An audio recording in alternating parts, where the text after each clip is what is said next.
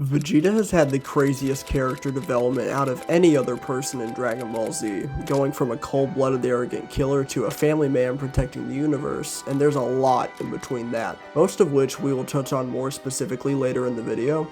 But one of his most memorable qualities was his desire to surpass his rival Son Goku, something that consumed him and at one point even allowing himself to be mind-controlled just to have the chance to prove himself superior to Goku once and for all. But while this was for a long time one of the biggest parts of his character, it's not so prominent anymore, and you may not have noticed, but this has been in the works for a minute now. But wait, when did Vegeta stop caring so much about surpassing Kakarot? How did he do it, and what did it take? The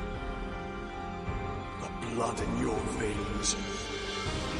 That perfect instinct for battle. There's no denying what you are.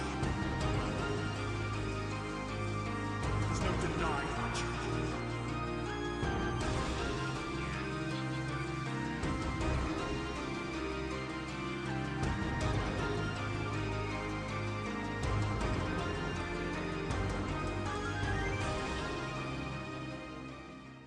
When Vegeta first arrived on Earth, he couldn't care less for anyone other than himself. He didn't have friends, he had comrades, and if they couldn't keep up with the mission, then to him they weren't worth keeping around. But it's important to understand why he behaved this way. When he was around 8 years old, his home planet and future kingdom was destroyed along with all its inhabitants, those of which being the rest of the Saiyan race, including his father. Believing it to have been a meteor that destroyed his planet, he went on to train underneath Lord Frieza, the Emperor of the Universe, and would work as one of Frieza's highest ranking cronies beneath his left and right Dodoria and Zarbon. But before long, Vegeta would begin to hear murmurs of the true fate of his homeworld, and he soon began to grow a deep-rooted hatred and resentment towards Lord Frieza.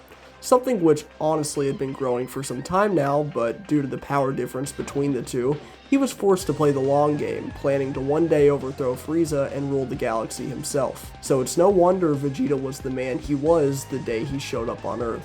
This is a soldier who has no family, no friends, and no life, just violent mission after mission, with resentment and a desire for power growing ever stronger in his spirit. To Vegeta, nothing mattered more than his own strength, and this would be a philosophy that would haunt him for a long time. So on that day, after beating Goku's friends and threatening the safety of Earth, and despite all of that Goku had mercy on him, Vegeta took that as an insult. He couldn't understand. How could a Saiyan allow an opponent to walk away? How could he, the mighty prince, be left at the mercy of a low-class warrior? And how could he ever recover from this loss? This is what I believe started Vegeta's internal conflict with self-worth, and for a long time he would struggle with this issue. Granted, it was prominent during his time working under Frieza, but I believe this technical loss to Goku really had a long-lasting impact on his ego. Even when seemingly joining the good guys and helping defend against the androids in Cell, even having a son with an Earthling woman, he couldn't help but obsess over his power or lack thereof. And by the time Cell was defeated, his rival dying in battle, he swore off fighting ever again, as he had spent so long on Earth just hoping and trying to surpass Goku, and now he would never get that chance. This is important because it highlights Vegeta's priorities at this time. Unlike current day Vegeta, he didn't value protecting his family, friends, and home as a top priority, but rather just perks of living on Earth. He only cared about being the strongest, so when he lost his rival, and his rival's son attained a power far beyond his own, you can see how Vegeta was at an all-time low, feeling like he had no true purpose or direction. Though during the time skip, as Trunks gets older and Vegeta becomes more of a father, we begin to see him fitting more into an Earthling mold. Something he seemingly is still struggling with accepting internally, as it would be during the Buu arc that Vegeta would allow himself, though it's important to mention what allow means in this context is up for debate, to be mind-controlled by Babidi to get his fight with Kakarot once and for all. Now while this isn't a completely rational Vegeta, and a lot of this can be blamed on Babidi being a wizard, it's worth mentioning Babidi had to take over Vegeta specifically because no one else was vulnerable enough except for him, meaning there really was still some unresolved malice in his heart. Something that would later change for good as Vegeta would help Goku achieve Super Saiyan God via the ritual that requires 5 pure-hearted Saiyans, meaning Vegeta truly was pure by this point. But where exactly did it happen? Well, if you ask me, it was his final atonement.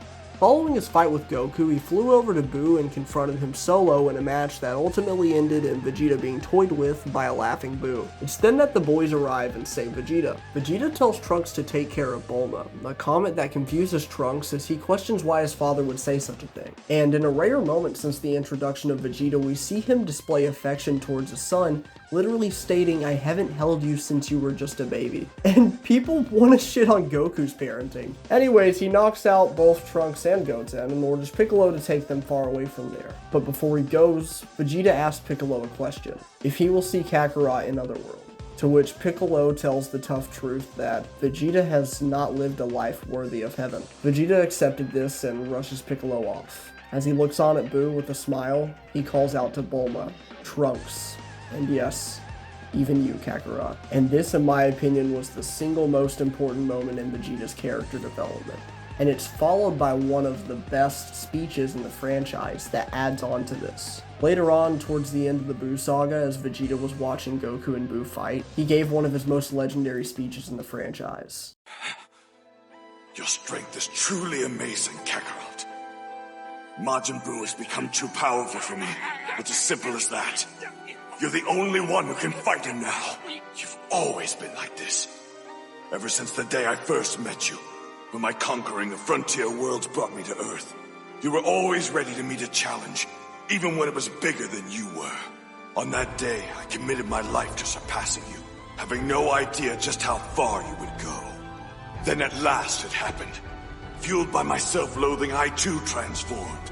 After living every moment of every day for the singular purpose of reigning over you, I finally became a Super Saiyan myself.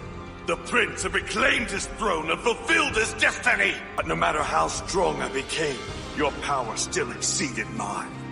At first I thought it was your loved ones, that it was your instinct to protect them that spurred you on and pushed you beyond your limits. And certainly that was part of it. I've seen enough of that clown smile to know how much they mean to you. But over the years I realized there was more. I made a family of my own and it still wasn't the key. It's something else in the way you approach a battle. I used to fight for the sheer pleasure of it, sparing no one. I killed for dominance and to feed my insatiable pride. But you never fought to kill or even to win, only to test your limits and become the strongest you could possibly be. You showed mercy to everyone, even your fiercest enemies, even me. As if you knew I would one day possess this tiny sliver of a soul. How can a Saiyan fight with such power and at the same time be so gentle? It makes me angry just thinking about it. But perhaps it's my anger that's made me blind to the truth for so long. I see it now. I fought to push down others. You only fight to push yourself. Hang in there, Kakarot. You are number one. Not only does Vegeta acknowledge Goku for who he really is, a pure-hearted Saiyan who fights to improve himself and protect his loved ones, he downright states that Kakarot is number one. Another huge step in his journey to self-acceptance. Now, I wish I could say this carried on throughout the series, but for some reason in Super, Vegeta goes back through this weird angsty period where he's insecure about Goku's strength. But nonetheless, he's on the right path again, seemingly, and more clear and clean-minded than he's ever been. And I think there's two major moments that led to this. First, during the Tournament of Power, when Vegeta saw Goku's new Ultra Instinct transformation, he didn't take it very well. And in hopes of catching up to him, or at the very least activating his own Ultra Instinct, he allowed himself to be beaten. Something he soon realized just wasn't working. And later on, confronting Jiren one-on-one, he states that he doesn't need Goku's Ultra Instinct, and that he's going to beat Jiren his way. This is important because I really feel like it marks the moment where he decided he was truly done pursuing Kakarot's trail and was branching off into his own path. Something we have since seen come to fruition with Ultra Ego, and was even somewhat reinforced earlier with his evolved state. The final moment I'd like to talk about takes place at the beginning of the Granola arc when Vegeta is training with Beerus. It's during this training that Beerus casually drops the bomb that he was the one who ordered Planet Vegeta's destruction through Frieza.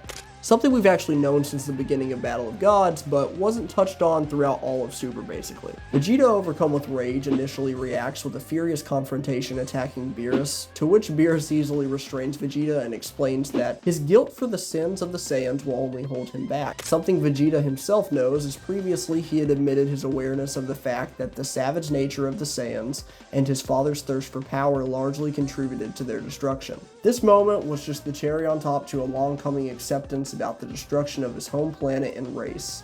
And with that, instead of allowing it to consume him, he harnessed that emotion and channeled it into his training, which ultimately led to his awakening of Ultra Ego. Nowadays, Vegeta seems to be focused on intense mental discipline training, and it's here where Goku and Vegeta would spar, and for the first time in a long time, Goku actually says, "I lost," finally giving Vegeta that long-awaited victory. And this, my friends, leads me back to my original point. By pursuing his own path and accepting the only person he needs to prove himself to is himself, he has seemingly surpassed Goku, at least for the time being, that is, as this rivalry will truly never end, and we know it. But yeah, I hope you guys enjoyed. As always, if you did, hit that like button, subscribe, all that good stuff. Please do follow me on Instagram, cryohazard_YT. Thank you guys for 1,000 subs, by the way. Had a lot of fun making this video. Hope you guys enjoyed it. Let me know what you think down in the comment section below. There's a lot of member videos on the way. There's a lot of video essays, reviews, gameplay, vlogs. So please stay tuned and once again follow the Instagram. All the important links are going to be in the description down below. Take it easy, guys, and I'll see you all in the next one. Take care, everybody. Have a great day. Peace out, guys.